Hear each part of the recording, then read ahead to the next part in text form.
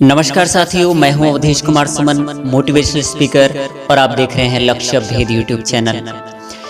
आज का यह हमारा विश्लेषण मातृ दिवस के नाम समर्पित है, जो हर किसी को देखना चाहिए। विश्लेषण प्रारंभ करने से पहले एक नजर डालते हैं पद्म पुराण सृष्टि खंड के 47वें 11वें श्लोक पर, जिसमें जगत जननी माता की महिमा का गुणगान किया गया है।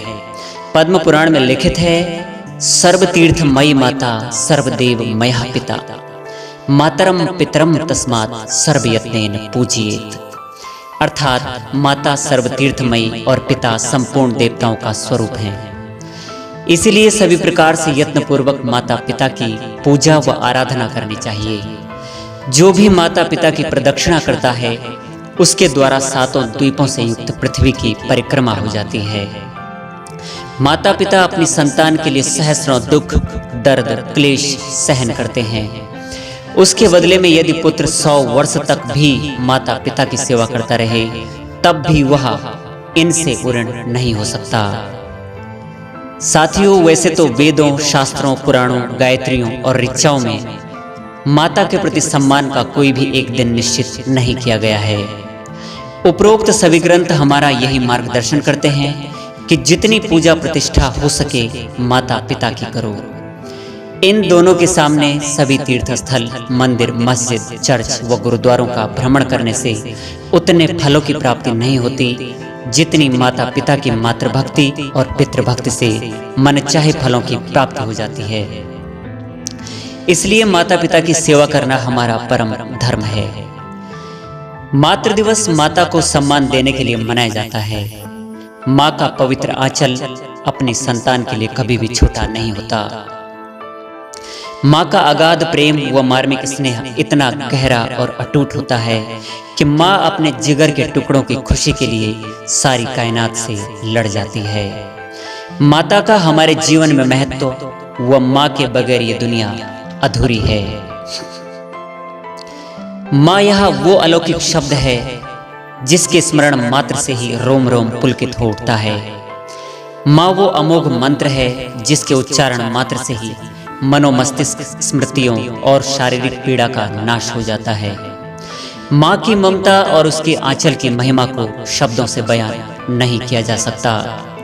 इसलिए सर्वप्रथम शास्त्रों में माता का स्थान शिरोधार्य है। अर्थात कहने का आशय है, जिस माँ ने हमें यह अमूल्य जीवन दिया, उसके ऋण से कभी हम पूर्ण नहीं हो सकते। माँ की महिमा के संदर्भ में एक और श्लोक मुझे याद आ गया, जिसमें सत्य ही लिखा गया है कि नास्ति मात्र समा छाया, नास्ति मात्र समागति, नास्ति मात्र समम ऋणः, नास्ति मात्र समा प्रिया। अर्थात माता के समान कोई छाया नहीं है, माता के समान कोई सहारा नहीं है, माता के समान कोई रक्षक नहीं और माता के समान कोई प्रिय चीज नहीं है। कुल मिलाकर शास्त्र भी ये बताते हैं कि इस वसुंधरा में हर माँ का सम्मान करो। मातृ शक्ति से ही इस दुनिया का अस्तित्व है, अन्यथा इसके विपरीत जल से उत्पन्न ये धरती एक बार पुनः जलमग्न होने में देर नहीं लगाएगी। हमारी नैतिकता और आदर्श ही संपूर्ण मानव जाति में हमारी पहचान कराते हैं। मातृ दिवस भारत में ही नहीं, विश्व के हर कोने में अलग अलग दिन मनाया जाता है। अब आगे वीडियो में इसका विश्लेषण करते हैं।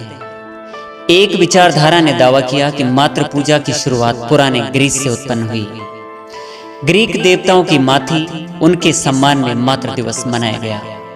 हड़प्पा और मोहनजोदड़ो की खुदाई में प्राप्त अवशेषों से भी ज्ञात हुआ कि एक विकसित सभ्यता मातृ देवी की पूजा करती थी और मातृ सत्तात्मक थी। यूरोप और ब्रिटेन में एक विशिष्ट रविवार के दिन माताओं को सम्मानित किया जाता है, जिसे मदरिंग संडे समारोह कहा जाता है। जूलिया होवे द्वारा सर्वप्रथम अमेरिका में यह मनाया गया था।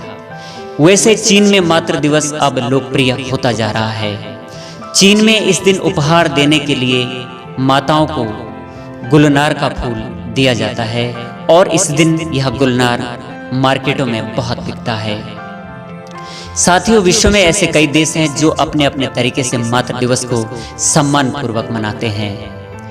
एक शोध के अनुसार आज बढ़ता हुआ एकांकी पारिवारिक जीवन संयुक्त परिवार विखंडन, बेरोजगारी, आपराधिक प्रवृत्तियों का उदय, महिलाओं के प्रति अभद्र टिप्पणियां, युवाओं की नेत्र ज्योति में बढ़ती हुई अश्लीलता, अनेक ऐसे कारण हैं जिनसे किसी भी देश में उन चीज और उस चीज के प्रति सम्मान के लिए एक निश्चित दिन संयत करना पड़ता है।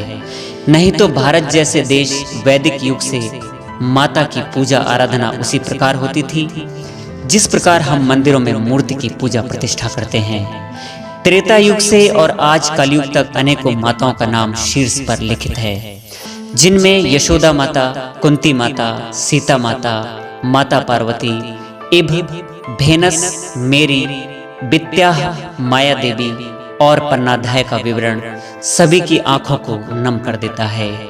धन्य है ये धरती जहां आज भी इन माताओं के नाम हमारी माता के साथ साथ हमारे लबों पर आज भी है।